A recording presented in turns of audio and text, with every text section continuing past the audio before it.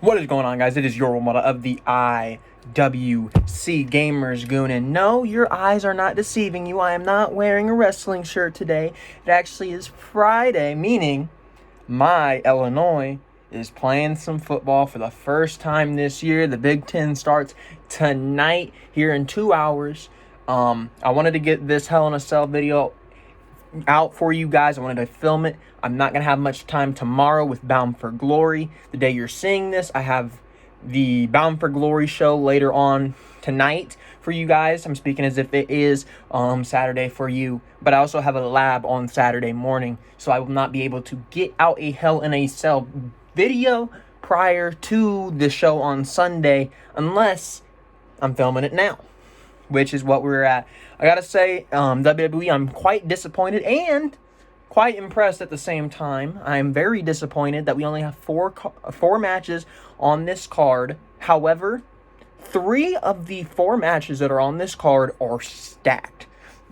I think you could probably have this card with maybe 2 more matches, maybe a pre-show match and 1 more match. It doesn't need to be a 3-hour show. It could be a 2.5-hour show tops. And this could be a great show for us on Sunday night. I think Hell in a Cell is set up for a great show. They have the matches to make it work. The only problem is, I don't think this is the whole card. 4 matches seems very, very, very out of line for what Vince McMahon likes to do. He usually likes to get 6, 7 matches on the card. So, if I'm missing some matches, oh well, you're going to have to go find out my predictions over on Twitter, because I can't get it into this video, obviously. But we start off Hell in a Cell on Sunday. We got Jeff Hardy versus Elias in a singles match. It came out that Jeff Hardy was the one that hit Elias with the car after we got the information by bystanders, multiple bystanders, by the way, that said that the guy in the car was not Jeff Hardy. Jeff Hardy was framed. The guy had a red beard. We all thought it was Sheamus. I thought that was already proved that Sheamus was the guy. But Elias says that it was Jeff Hardy. Elias blames Jeff Hardy. So I don't really know why we're getting this match, because really, it's already been proven that it wasn't Jeff Hardy. So I don't understand what Elias's conflict really is with Jeff Hardy, when the main conflict we already know isn't actually the actual outcome of what happened. Jeff Hardy wasn't the guy in the car. We've already determined that. So why is Elias holding some grudges with Jeff Hardy? That just makes no sense to me. I'm going to be honest with you. This should have no other outcome other than Jeff Hardy winning here. I think Jeff Hardy is poised for a last-ditch run here in the WWE. That doesn't mean he's going to be going away, but like his last big run in the WWE, I think we might be getting towards the beginning of next year. I think we start building up onto that, because I could see a scenario where Jeff Hardy challenges for the WWE Universal Championship or the WWE Championship by the end, or by the middle, SummerSlam-ish, depending on whether or not he changes shows or whatnot. Depending on whatever they do after Mania. If they do the Superstar Shake-Up crap, please don't do that. But depending on, I could see SummerSlam next year, we are getting around where Jeff Hardy possibly could be a champion, a main champion yet again. Because I could really see it with Jeff Hardy. Just give him one last good run as the champion, and then he can go play maybe he could drop down to like the Miz role, where he's just in and around maybe the mid-card scene. Obviously, Matt Hardy's not there, so he can't team with Matt Hardy, but he has re-signed. So I think Jeff Hardy has a future championship in his sights. Not necessarily the near future, but in probably about 4 to 5 months, we can start talking about it being closer to Jeff Hardy's time for the championship. So I'm going to pick Jeff Hardy. I just don't see Elias factoring into many plans. They really had a big opportunity with Elias back in 2018, 2017, 2018, around that timeline, going into WrestleMania 34. And they failed to capitalize on it. That's their mistake. They made him seem like just a jobber. They made him seem like Honestly, they put him in the role where he's kind of like a Dolph Ziggler. He gets the matches, but doesn't really do anything. Obviously, Dolph Ziggler got more chances than Elias, but Elias just doesn't feel legit, and I think they ruined the Elias character back in early 2018. So Elias isn't gonna feel the same for us, and unless you maybe put him back down in NXT. But honestly, I don't even know what you do with him, because his whole gimmick for me seems a little dull now. I loved Elias in 2018. Just like I loved Rusev in 2018, but they dropped the ball with them, and what happens? What happens? Everybody sours on them. Next, we got I'm gonna actually put the Drew McIntyre match next to speak about, because the next two matches I'm really excited for. We got Drew McIntyre versus Randy Orton in a Hell in a Cell match for the WWE Championship. Now, I think this match could be very good. I actually do think this match is probably going to be the best match we've gotten out of these two men. So I'm not going to sit here and I'm not going to tell you that. The one thing I really don't understand here is why linger Randy Orton around Drew McIntyre unless the end goal was not Drew McIntyre dropping the title. Maybe they weren't ready at SummerSlam. I said SummerSlam was the only and golden opportunity for Randy Orton to win the championship. They didn't give it to him. They did not give the title to Randy Orton at SummerSlam. They haven't let him win it in any of the matches since then. Why haven't we moved on? Why haven't we seen maybe a Keith Lee get this opportunity? Why haven't we seen somebody else step into this role? The only thing I can think of is they are finally ready. They are finally ready. They're not going to have Randy Orton lose 3 times. That's a crime to have Randy Orton lose 3 times against the same guy. I think Randy Orton wins this match. I don't necessarily think it was the right time for Randy Orton. I think Randy Orton was going into the summer of 2020, probably one of the hottest superstars in the entire company. And I say that with literally the most confidence in the world. He was more on fire than Drew McIntyre. He was I don't even think you... The only people that really had a chance to debate with him is Asuka and Sasha. And Bayley. Because Bayley's had a great 2020. But I don't think any of the men have even came close to the vibe Randy Orton had going into SummerSlam. Randy Orton was on top of the world. And then it fell real quickly. It crashed real quickly when they had him lose at SummerSlam. And then they had him lose again. You can't have him lose for a third time. I'm going to have to take Randy Orton here. I think the timing was way fucked up. I think he should have won way back at SummerSlam. I think he should have been the champion. And this should probably be the end of the feud. I don't even know if this is the end of the feud. Because you're going to have... I mean, unless Drew McIntyre wins at Hell in a Cell... If Randy Orton wins the title from Drew McIntyre, I imagine we're probably going to get another rematch.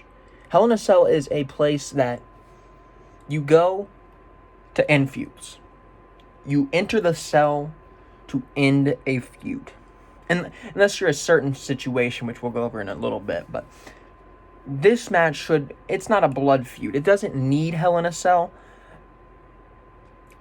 This gimmick of Hell in a Cell is meant to contain you and make sure there's a clear-cut winner.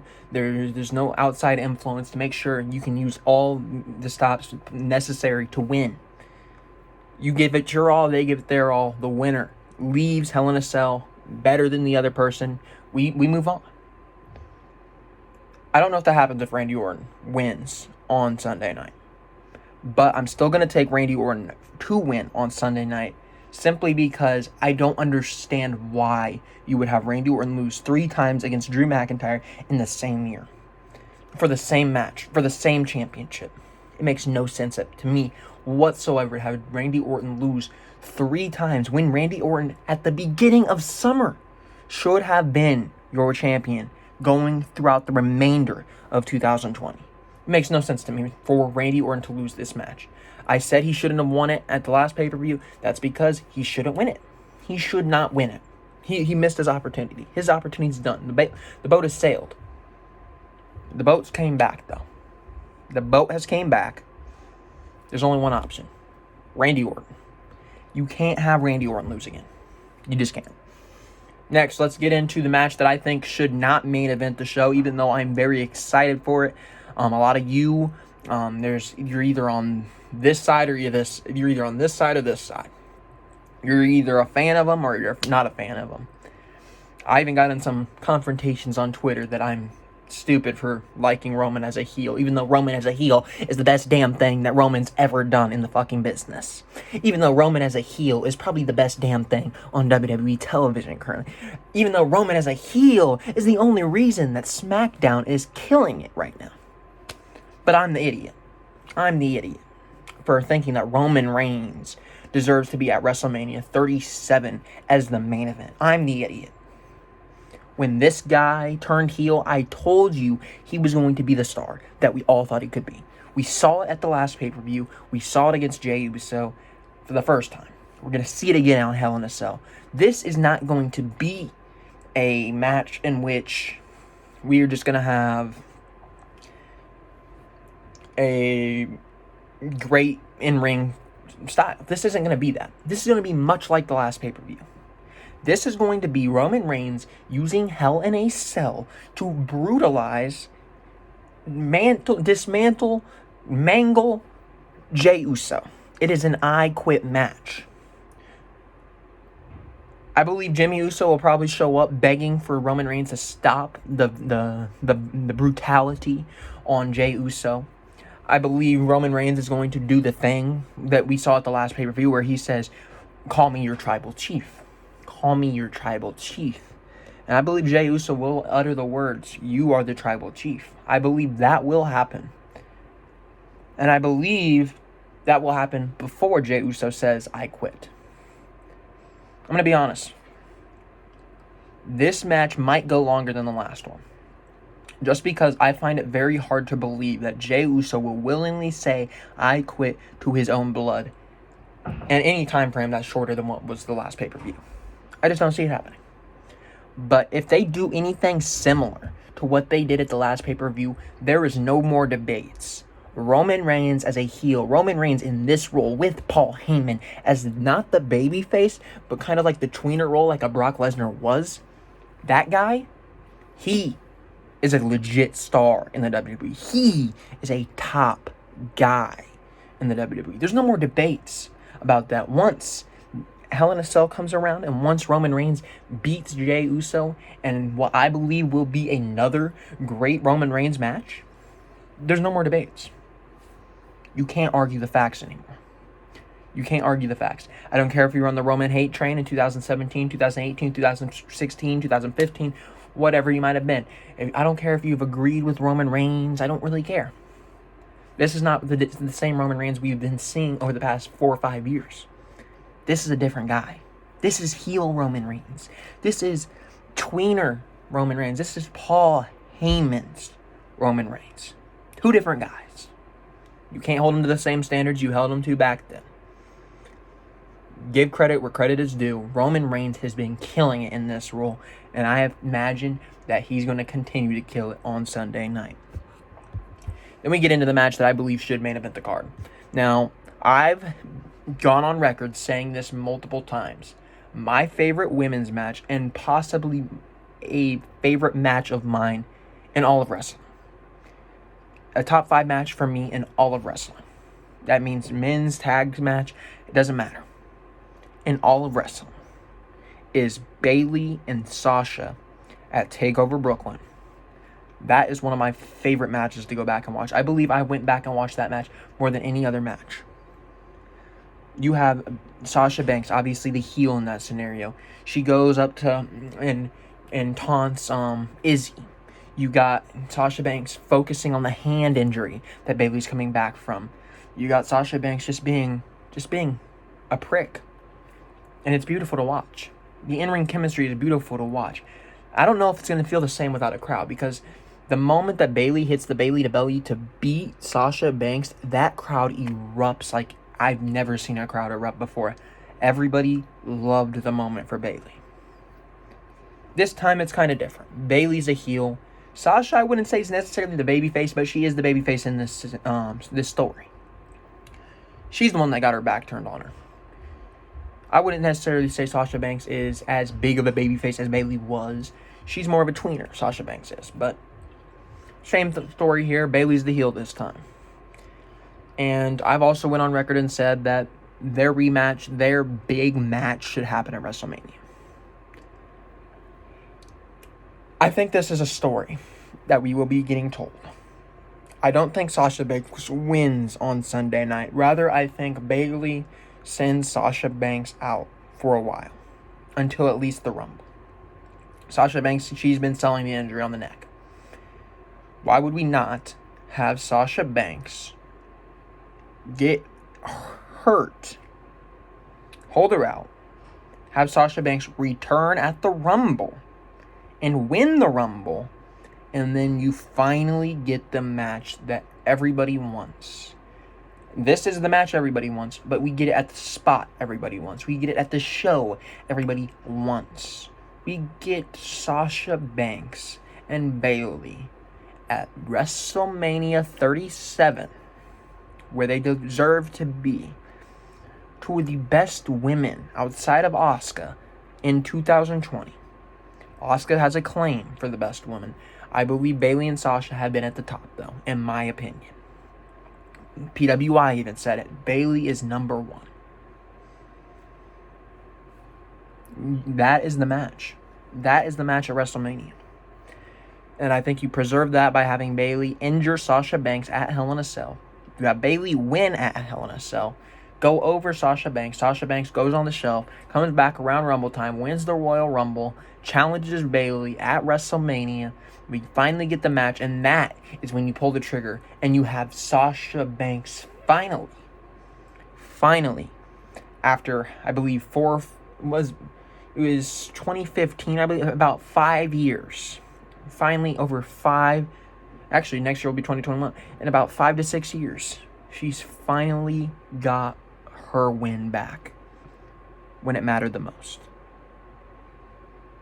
She will be the SmackDown Women's Champion following WrestleMania 37. I would have the Bayley Sasha match main event, Hell in a Cell.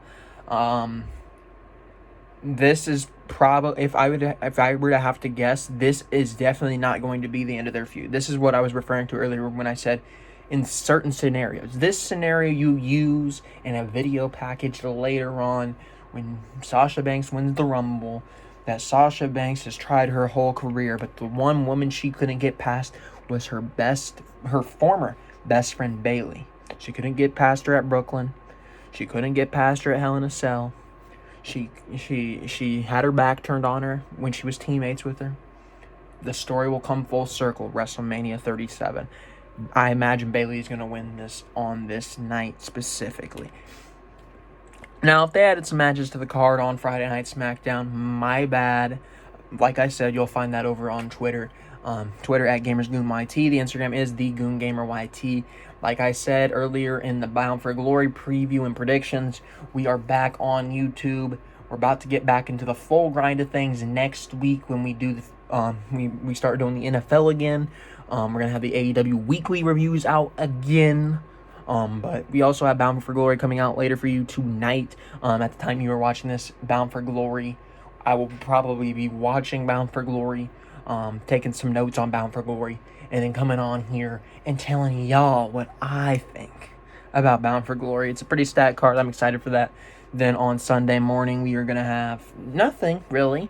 And I'm just going to sit back, relax, have a fun day for the first time this weekend up until there is Hell in a Cell, which I will be also taking notes on, doing all that fun stuff, and getting the video out for you guys as quickly as possible following that show going off of the air. But anyways, well, it's been a crazy weekend back on YouTube. Had a lot of homework to get through to get here, but hey, we did it. We're back on YouTube. So thank you guys for tuning into the video. Make sure you like, subscribe, share the video. Do everything that you already know how to do when it comes to watching YouTube. You guys know the drill by now. Anyways, it's been your Milano of the IWC Gamers Goon, and I will be seeing you guys later tonight for Bound for Glory.